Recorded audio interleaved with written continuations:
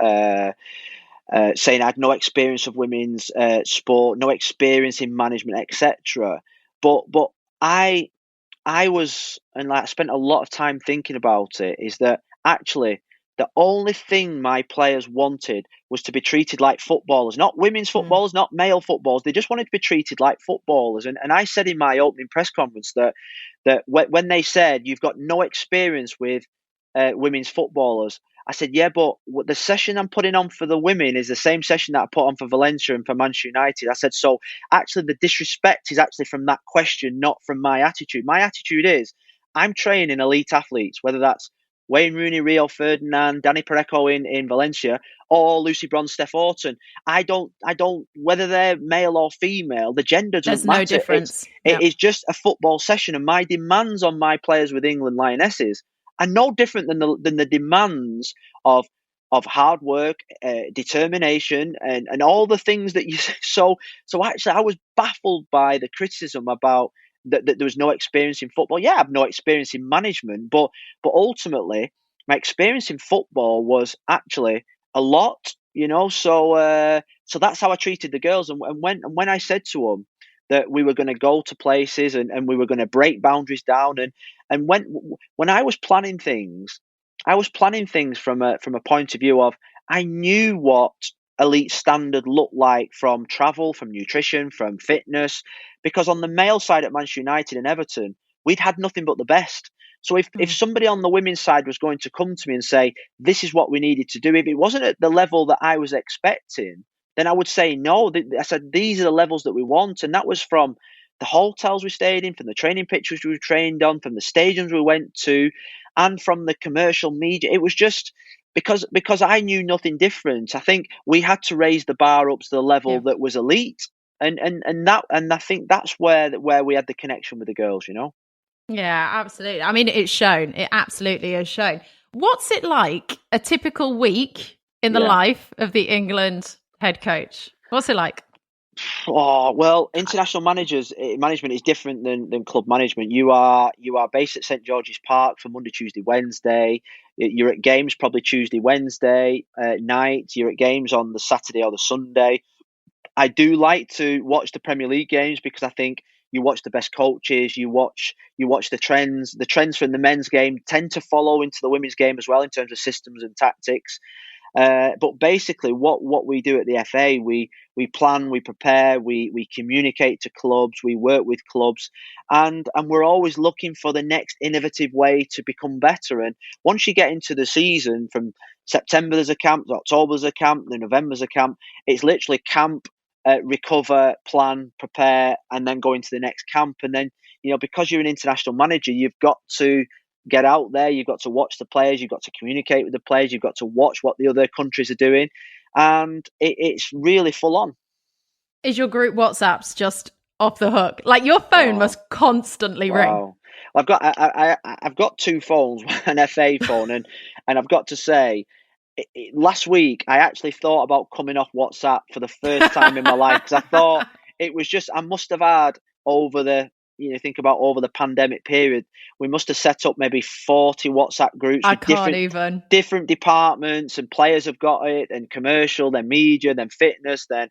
So I actually thought last week, do you know what? I'm sick of WhatsApp. If somebody wants me, just give me a call. Because I think WhatsApp can overtake your life. It takes away that conversation that I think is really important. So I think if I was to challenge myself over the next 3 to 6 months, it would be to probably try and erase WhatsApp from my life, I think. Biggest burden you've got going on. Could you do that? Oh, yeah. I'd love to sometimes. I really would. I could easily do it. Right, Phil, throughout this podcast series, I am getting all my guests to play some games. Are you down for this? Are you down for games? Anything. Yes? Okay. Fabulous. Now, I almost feel like it's an insult to ask you if you are a competitive person, because clearly across your career, possibly within your home family setup between you, Tracy, and Gary, it's probably been quite competitive. But I feel like I have found a clip that sums up how competitive you are.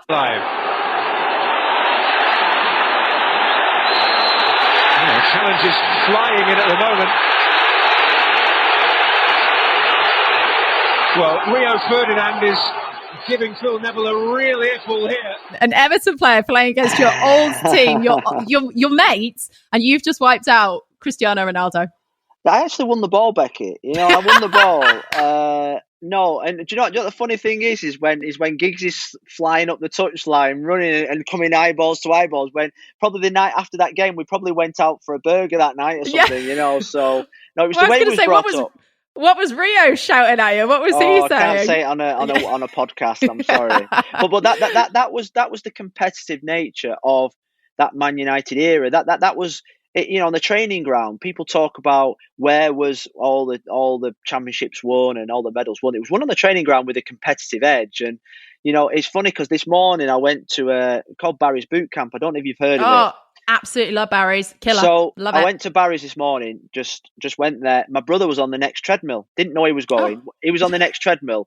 And when they give you 3 speeds to go at during the session. Yes. So I was going at intermediate. Start at 8, 10 or 12, whatever 8, 10 you're comfortable at. Yeah, 8, 9, 10 or something like that. So I'd start at 8 and Gary was at 7. He'd go up to 8. Then I'd go up to 9. And then he'd go up to 10. Honestly, I think I was at my maximum heart rate after about 4 minutes because we just kept looking side to side at each other's speed on the treadmill. I'm saying, Gaz, just stay in your lane. Don't copy me. I'm running at my pace. You run at yours. You're not beating me today. It was just competitive, That is brilliant. Well, hopefully, as I say, maybe not that intense with these games, but we'll see how we go. So Jules Breach has already played these games, and in total, she got a score of 26 throughout this podcast. So this is the total that you're trying to beat. Okay, you're going for 27. But so this first one is worth 5 points. I'm going to play you a clip from a moment in your managerial career as the Lioness's head coach, and I want you to see if you can recognize the clip. Where's it from? And then talk a little bit around that moment. But first up, let's see if you can get where is this moment from. Lovely pass by Taylor. And the shot creeps in. What a start for England. And it's Lucy Staniforth with just her second goal for the senior team. Easy. Okay. Well, it was Lucy Staniforth scoring against Japan in the She Believes, not last year, the year before when we won it. Yes, that was it. Well, so that says a round of applause. As you said, it was easy, but Becky, that was easy. Oh, okay. Well, they'll get harder throughout. Don't you worry. But look, I wanted to play that to you actually because amazing tournament that one was for you and the team. What do you remember about it? The biggest thing I remember about it was actually that the Japan game, but the game before against USA, we'd beat Brazil in the first game. We then went to play USA and played I thought was one of our finest performances. We drew the game 2-2. They scored late on.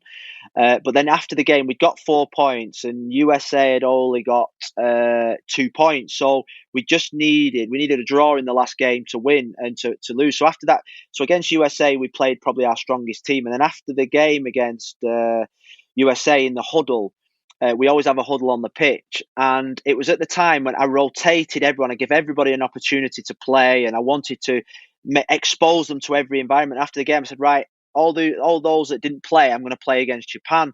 Well, normally you get some people being angry because they wanted to play in the last game to win it. But actually the togetherness in that huddle was the greatest togetherness, I think. And that took us into the World Cup. And I never forget, I went back to the changing room and I went to the manager's office and I thought, wow, what have I just done?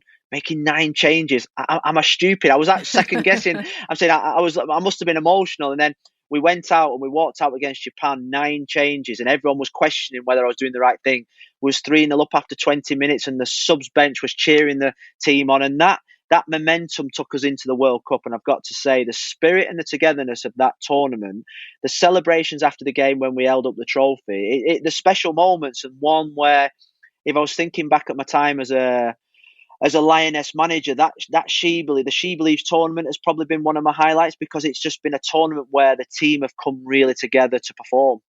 And do you feel like that was actually quite a defining moment for you in your career, but also for women's football?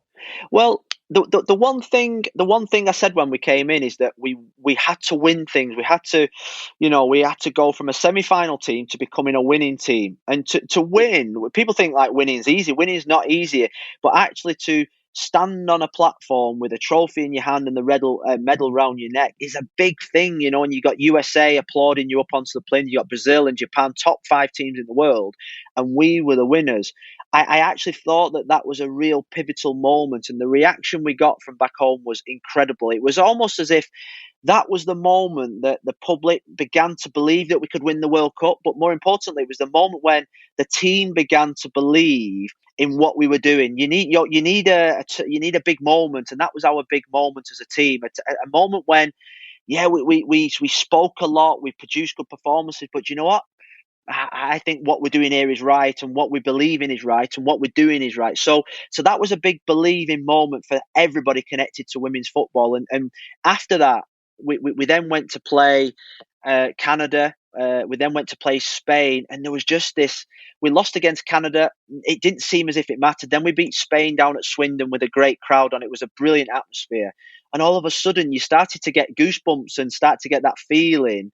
I had it at Manchester United a lot when you would get to March, April, and you could smell the hot dogs, and you could smell you could smell that feeling when I'm going to say it's squeaky bum time, when you start getting butterflies in your belly, when you know something's happening. That's how it felt after that She Believes.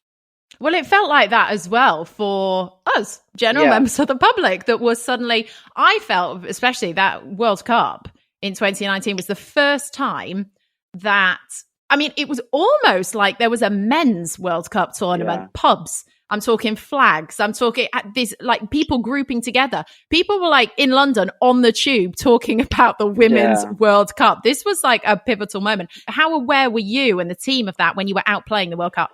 Well, we were aware. I mean, it was no accident. We'd put an awful lot of work into getting our players out into the media. We said, look, open up our camps, let's get us out there. Our marketing and media department put all our players on billboards around the country. Steph Orton, Nikita were on Lucozade bottles.